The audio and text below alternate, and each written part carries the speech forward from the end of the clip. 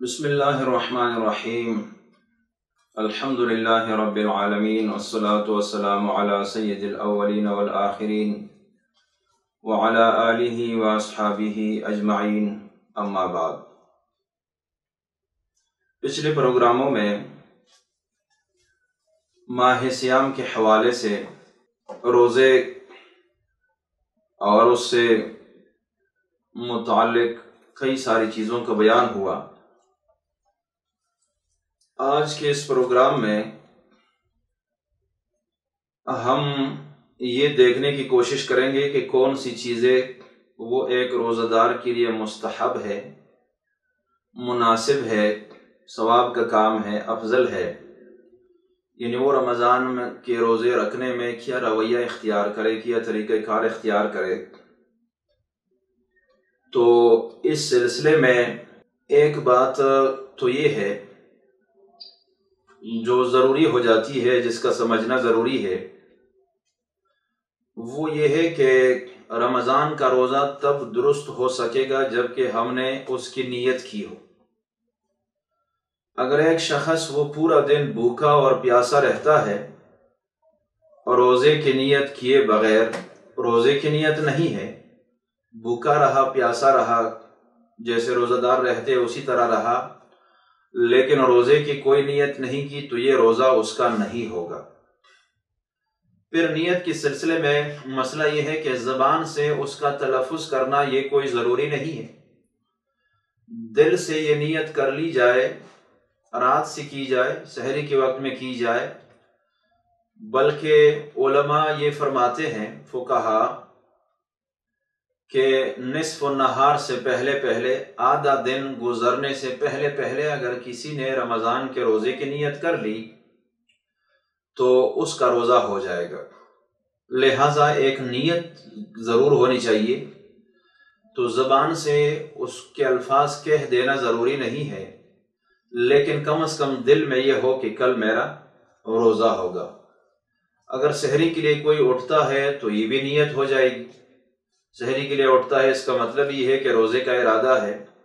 سحری کے لیے نہیں اٹھ پاتا تو دل میں نیت ہو، تو یہ تو ضروری چیز ہے۔ دوسری چیز جس کی سنت میں بڑی ترغیب آئی ہے وہ سحری کا کھانا ہے۔ حضور پاک صلی اللہ علیہ وسلم نے اپنے قول اور عمل سے ہمیں یہ بتایا ہے کہ سحری میں بڑی برکت ہوتی ہے۔ تو سحری کا مطلب یہ ہے کہ رمضان کی راتوں میں آدھی رات ہو جانے کے بعد کچھ کھایا پیا جائے، جو بھی طبیعت کو گوارا ہو تو کچھ کھایا پیا جائے، اس کو سحری کہیں گے، لیکن آدھی رات کے بعد۔ اور اس میں بھی حضور پاک صلی اللہ علیہ وسلم نے ہمیں یہ بتایا کہ جتنی تاخیر ہو سحری میں اتنا ہی افضل ہے، یعنی سحری کو صبح صادق سے تھوڑا سا پہلے کیا جائے، صبح صادق طلوع ہونے سے پہلے پہلے کچھ کھایا پیا جائے تو یہی مستحب ہے۔ اس سلسلے میں حضور پاک صلی اللہ علیہ وسلم کی کئی احادیث آئی ہے۔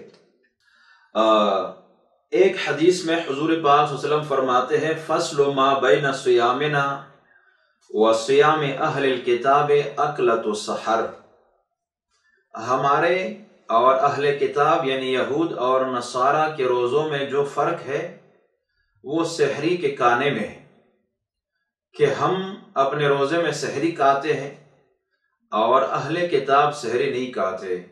تو چونکہ اللہ تبارک و تعالی کو یہ مقصود نہیں ہے کہ ہمیں اذیت دے، ہمیں بھوک اور پیاس کی تکلیف دے، لہذا حضور نے اپنی سنت میں یہ مقرر فرمایا کہ صبح صادق سے پہلے پہلے، یعنی روزہ شروع ہونے سے پہلے پہلے ایک مومن کچھ کھا پی لے تاکہ روزے میں زیادہ اس کو مشقت کا سامنا نہ کرنا پڑے۔ دوسری عبادتیں کرنی ہوتی ہے، اس میں کوئی مشقت کا سامنا نہ ہو، بہت زیادہ ضعف لاحق نہ ہو جائے، کوئی بیماری پیش نہ آ جائے ضعف کی وجہ سے، بھوک اور پیاس کی وجہ سے۔ تو حضور پاک نے یہ فرمایا کہ ہمارے اور اہل کتاب کے روزے میں یہ فرق ہے کہ وہ سحری نہیں کھاتے اور ہم کھاتے ہیں۔ یہ بھی ترغیب دی گئی کہ سحری زیادہ تاخیر کے ساتھ ہو، یعنی صبح صادق سے زیادہ پہلے سحری نہ کھائی جائے۔ تو حضور پاک صلی اللہ علیہ وسلم یہ فرماتے ہیں کہ مسلمان وہ ہمیشہ اس پر رہیں گے، خیر پر رہیں گے، جب تک وہ سحری میں وہ تاخیر کریں گے۔ جیسے افطاری میں تعجیل مستحب ہے، اسی طرح سحری میں تاخیر مستحب ہے۔ ایک حدیث میں حضور پاک نے فرمایا تسحروا فإن فی السحور برکہ، تم سحری کھایا کرو اس لیے کہ سحری میں بڑی برکت ہوتی ہے۔ اور اسی طرح حضور پاک صلی اللہ علیہ وسلم نے یہ فرمایا کہ السحور کلہ برکۃ، سحری کھانا یہ تو سراسر یہ تو برکت ہی برکت ہے۔ فلا تدعوہ، اس کو چھوڑا نہ کرو۔ ولو یجرع احدکم جرعۃ من ماء، اگرچہ کسی کو کچھ اور میسر نہ ہو، پانی کا ایک گھونٹ ہی اس کو میسر ہے تو پانی کا ایک جرعہ اور ایک گھونٹ ہی پی لے، لیکن سحری نہ چھوڑا کرے۔ فإن اللہ عز وجل وملائکتہ یصلون علی المتسحرین، اللہ تبارک و تعالی اور اللہ تعالی کے فرشتے یہ سحری کھانے والوں پر رحمتیں بھیجتے رہتے ہیں۔ اللہ تبارک و تعالیٰ اپنی رحمت نازل کرتے ہیں اور فرشتے اس کے لیے رحمت کی دعائیں کرتے رہتے ہیں۔ تو جیسے میں نے کہا کہ سحری ایک تو کھانا مسنون ہے اور ایک اس میں تاخیر مسنون اور مستحب ہے۔ حضرت زید بن ثابت رضی اللہ تعالی عنہ فرماتے ہیں تسحرنا مع النبی صلی اللہ علیہ وسلم ثم قمنا الی الصلاۃ، ہم حضور پاک صلی اللہ علیہ وسلم کے ساتھ ہم نے سحری کر لی اور اس کے بعد نماز فجر پڑھنے کے لیے اٹھ کھڑے ہوئے۔ تو حضرت انس رضی اللہ تعالی عنہ نے حضرت زید بن ثابت سے سوال کیا کہ سحری کھانے اور نماز کے لیے اٹھنے میں کتنا فاصلہ تھا، کتنا وقت تھا، درمیان میں کتنا وقفہ تھا؟ تو حضرت زید بن ثابت نے جواب دیا کہ قدر 50 آیتاً، صرف 50 آیتیں پڑھنے کی بقدر وقفہ تھا۔ تو 50 آیتیں بہت جلدی 5-6 منٹ میں پڑھ لی جاتی ہے، زیادہ سے زیادہ اگر کوئی آہستہ آہستہ پڑھے تو 10 منٹ لگ جائیں گے۔ تو سحری سے فراغت ہو گئی اور نماز کے لیے جب اٹھ رہے ہیں نماز فجر کے لیے تو اس میں زیادہ وقفہ نہیں ہے۔ اس کا مطلب یہ ہے کہ سحری حضور پاک صلی اللہ علیہ وسلم تاخیر سے کرنے کو پسند فرماتے تھے۔ قرآن کریم میں بھی اللہ تعالیٰ نے فرمایا فَكُلُوا وَاشْرَبُوا حَتَّى يَتَبَيَّنَ لَكُمْ الْخَيْطُ الْأَبْيَضُ مِنَ الْخَيْطِ الْأَسْوَدِ مِنَ الْفَجْرِ، تم کھا پی سکتے ہو یہاں تک کہ صبح صادق صبح کاذب سے مکمل ممتاز ہو جائے۔ صبح کا سفید داغا کالے داغے سے بالکل الگ تلگ اور ممتاز ہو، یعنی صبح صادق یقینی طور پر طلوع ہو جائے، تمہیں یہ یقین ہو، یہ ظن غالب ہو جائے کہ صبح صادق طلوع ہو گئی ہے، اس وقت تک کھا پی سکتے ہو۔ تو اس سے بھی یہی اشارہ ملتا ہے کہ صبح صادق طلوع ہونے سے تھوڑی دیر پہلے تک کھا پی سکتے ہیں، کھانا پینا چاہیے۔ دوسری چیز جو رمضان کے اندر وہ مستحب ہے اور مسنون ہے وہ یہ ہے کہ جب افطاری کا وقت ہو جائے، جب سورج غروب ہو جائے، افطاری کا وقت ہو، تو افطاری کا وقت ہو جانے کے بعد، یعنی جب ہمیں یہ خیال ہونے لگے، ظن غالب ہو جائے، یقین ہو جائے کہ سورج کی ٹکیا یہ افق سے اندر چلے گئی ہے، غروب ہو گئی ہے، سورج غروب ہو گیا ہے، تو پھر بلا وجہ تاخیر نہ کی جائے افطاری میں۔ تو اللہ تبارک و تعالیٰ کا جو دین ہے یہ اپنی خواہش پورا کرنے کا نام نہیں ہے، یہ اللہ تبارک و تعالیٰ کے احکام ماننے کا اور حضور پاک صلی اللہ علیہ وسلم کی سنت کی اتباع کا نام ہے۔ تو حضور کی تعلیم یہ ہے کہ جب افطاری کا وقت ہو جائے، یعنی تمہیں یقین ہو جائے کہ سورج غروب ہو چکا ہے، اس کے بعد تاخیر نہ کیا کرو، افطاری میں جلدی کی جائے۔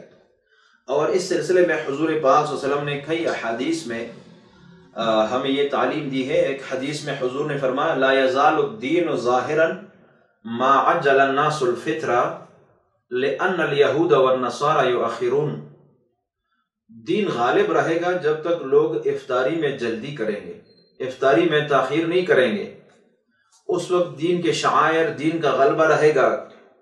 اس لیے کہ یہود اور نصارہ وہ تاخیر کرتے ہیں، تو تاخیر نہیں کرنی چاہیے۔ اسی طرح حضرت انس رضی اللہ تعالی عنہ یہ بھی فرماتے ہیں کہ حضور پاک صلی اللہ علیہ وسلم کی سنت یہ تھی کہ وہ افطاری میں کھجور کو پسند کرتے تھے۔ یعنی ایک تو افطاری میں تاخیر نہ ہو، دوسری ہے کہ جب افطاری کا وقت ہو جائے تو حضور پاک صلی اللہ علیہ وسلم کا معمول یہ تھا کہ تر کھجوریں اگر میسر ہوتی تو کوشش یہ ہوتی تھی کہ اسی سے افطاری ہو۔ تو اگر کسی کو تر کھجوریں دستیاب ہے آسانی سے تو حضور کی سنت ہے، مسنون اور مستحب ہے کہ وہ کوشش کرے تر کھجوروں سے افطار کرے۔ تر کھجوریں میسر نہ ہو تو پھر جو چھوہارے ہیں، خشک کھجوریں ہیں، ان سے افطار کیا جائے۔ جیسے کہ حضرت انس رضی اللہ تعالی عنہ فرماتے ہیں کہ حضور پاک صلی اللہ علیہ وسلم کا معمول بیان کرتے ہوئے کان یفطر علی رطبات قبل ان یصلی، حضور پاک صلی اللہ علیہ وسلم تر کھجوریں تناول فرماتے تھے، اسی سے افطاری کرتے تھے نماز مغرب پڑھنے سے پہلے۔ فَإِن لَمْ تَكُنْ رَطَبَاتٍ، اگر تر کھجوریں میسر نہ ہوتی، فَعَلَى تَمَرَاتٍ، پھر حضور پاک صلی اللہ علیہ وسلم چھوہارے تناول فرماتے تھے۔ فَإِن لَمْ تَكُنْ، اگر چھوہاری بھی آسانی سے میسر نہ ہوتے، حَصَى حَصَوَاتٍ مِّن مَاءٍ، تو پانی سے افطاری کرتے تھے۔ لہٰذا اگر ممکن ہو سہولت سے تو تر کھجوروں کا استعمال، وہ نہ ہو سوکھی ہوئی کھجوریں، اگر وہ بھی نہ ہو تو پھر مستحب یہ ہے کہ پانی سے افطار کیا جائے۔ اور اسی طرح حضرت انس رضی اللہ تعالی عنہ فرماتے ہیں کہ کبھی میں نے یہ نہیں دیکھا کہ حضور پاک صلی اللہ علیہ وسلم نے افطاری کیے بغیر نماز مغرب پڑھی ہو، یعنی افطار ضرور کرتے تھے، اس لیے کہ اگر نماز مغرب پہلے پڑھیں گے اور افطاری بعد میں کریں گے تو افطاری میں تاخیر ہوگی۔ تو حضور پاک کا معمول یہ تھا کہ جب سورج غروب ہو چکا اور اللہ تبارک و تعالیٰ کا جو حکم تھا غروب شمس تک روزہ رکھنے کا، وہ جب ختم ہو چکا تو ہم محتاج ہیں، بندے ہیں، لہٰذا ہم افطاری کرنے میں تاخیر نہ کریں، تو افطاری کرتے اور اس کے بعد نماز مغرب پڑھا کرتے تھے۔ اسی طرح قولاً بھی حضور پاک صلی اللہ علیہ وسلم نے اپنے قول سے بھی اس کی تعلیم دی، فرمایا من وجد تمر فلیفطر علیہ، جس کو کھجوریں میسر ہو اسی پر افطار کر لے۔ ومن لم یجد التمر، اگر کھجوریں میسر نہ ہو، فلیفطر علی الماء، پانی پر افطار کر لے۔ فإن الماء طہور، اس لیے کہ پانی جو ہے یہ صفائی کا ذریعہ ہے، پاک صاف چیز ہے۔ لیکن اگر کہیں ایسا ہو کہ کھجوریں کسی علاقے میں میسر نہ ہو تو وہ جتنی بھی میٹھے پھل ہے ان میں سے کسی سے بھی روزہ افطار کیا جا سکتا ہے۔ تو یہ چند چیزیں ہیں جن کو یعنی روزہ رکھنے میں ان کا خیال رکھنا چاہیے، حضور پاک صلی اللہ علیہ وسلم کی سنت ہے۔ اور روزہ رکھتے ہوئے ہمیں کچھ چیزوں سے اپنے آپ کو بچانا ہے، کچھ کاموں کا تو خیال رکھنا ہے، کچھ چیزوں سے ہمیں بچانا ہے۔ وہ یہ ہے کہ انسان اپنے وقت کو ضائع نہ کرے، وہ لہو و لعب میں مشغول نہ ہو، زیادہ سے زیادہ اللہ تبارک و تعالیٰ کی عبادت میں مشغول رہے، فضول باتوں سے، فضول گپ شپ سے اور وقت ضائع کرنے سے اپنے آپ کو بچائے رکھے۔ ویسے بھی اللہ تعالیٰ کا حکم ہے، قرآن کریم میں اللہ تعالیٰ نے ان بندوں کی صفات بیان فرمائی جو کامیاب لوگ ہیں، جو مومن کامیاب ہے، ان کی بہت ساری صفات اللہ تبارک و تعالیٰ نے قرآن کریم میں بیان فرمائی ہے۔ اس میں ایک صفت جو کامیاب اہل ایمان کی اللہ تعالیٰ نے فرمائی وہ یہ ہے کہ وَالَّذِينَ هُمْ عَنِ اللَّغْوِ مُعْرِضُونَ، کامیاب مومن وہ ہے جو کہ فضول کاموں سے اپنے آپ کو بچاتے ہیں۔ تو مومن کی ویسی بھی شان ہے کہ وہ فضول کاموں سے اپنے آپ کو بچائے، لیکن خاص کر رمضان کے مہینے میں روزے کے دوران تو زیادہ بچنے کی کوشش کرے۔ اسی طرح قرآن کریم میں اللہ تعالیٰ نے اہل ایمان کی ایک صفت یہ بیان فرمائی وَإِذَا خَاطَبَهُمُ الْجَاهِلُونَ قَالُوا سَلَامًا، اہل ایمان کی شان یہ ہے کہ اگر کوئی جاہل ان سے تعرض کرتا ہے، ان کے پیچھے پڑ جاتا ہے، ان کو تنگ کرتا ہے، تو یہ اس کو سلامتی کا کلمہ کہتے ہیں، یہ اس کو سلام کرتے ہیں کہ بھئی ہم اس طرح نہیں کر سکتے۔ اسی طرح حضور پاک صلی اللہ علیہ وسلم نے یہ بھی فرمایا کہ اگر کوئی شخص کسی روزے دار سے الجھنے لگے، اس کے ساتھ لڑنے پر آمادہ ہو، اس کو کوئی سخت سست کہے، تو روزے دار اس کو جواب نہ دے، بلکہ ان سے یہ کہے کہ بھئی میں تو روزے سے ہوں، میں یہ کام نہیں کر سکتا۔ یعنی روزے میں صبر سے کام لیا جائے، لڑائی جھگڑا اور گالم گلوچ سے اپنے آپ کو بچائے۔ اسی طرح روزے میں گناہوں سے بچنے کا بھی زیادہ اہتمام ہو۔ کبھی کبھار ہم روزہ رکھ لیتے ہیں لیکن گناہوں سے بچنے کا اہتمام نہیں ہوتا، جھوٹ بولا جا رہا ہے، غیبت ہو رہی ہے، دوسرے گناہ ہو رہے ہیں۔ تو اگر ایک شخص روزہ رکھتا ہے لیکن گناہوں سے بچنے کا اہتمام نہیں کرتا تو روزے کی برکات اس کو حاصل نہیں ہوں گی۔ خاص کر غیبت سے اپنے آپ کو بچایا جائے۔ تو ایک حدیث میں یہ آیا ہے کہ حضور پاک صلی اللہ علیہ وسلم نے دو بندوں کو دیکھا جو غیبت کر رہے تھے اور ساتھ ساتھ ایک دوسرے کو حجامہ بھی لگا رہا تھا، ایک حجامہ کسی کو لگوا رہا تھا۔ حضور پاک صلی اللہ علیہ وسلم نے ان کو دیکھا تو ارشاد فرمایا کہ افطر الحاجم والمحجوم، یہ جو حجامہ لگانے والا ہے اور جس کو حجامہ لگایا جا رہا ہے، دونوں کا روزہ ٹوٹ گیا۔ تو محدثین فرماتے ہیں کہ اس کی وجہ یہ تھی کہ یہ حاجم اور محجوم دونوں جو آپس میں بیٹھے ہوئے تھے، یہ حجامہ کا کام کر رہے تھے، غیبت بھی ساتھ کر رہے تھے۔ حضور پاک صلی اللہ علیہ وسلم نے فرمایا کہ جب غیبت کر دی تو روزے کو تو توڑ دیا۔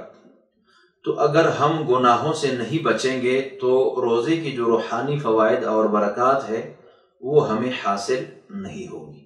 تو گناہوں سے بچنے کا اہتمام ہو، نیکیوں کا زیادہ سے زیادہ نیکیوں کی فکر ہو، اور سحری اور افطار کا جو اہتمام ہو، اور اس میں حضور پاک صلی اللہ علیہ وسلم کا جو اسوہ حسنہ ہے اس کو ہم پیش نظر رکھیں، تو ہمیں روزے کی برکات صحیح معنوں میں حاصل ہوں گی۔ اللہ تعالی ہم سب کو عمل کرنے کی توفیق عطا فرمائے۔ وآخر دعوانا ان الحمد للہ رب العالمین۔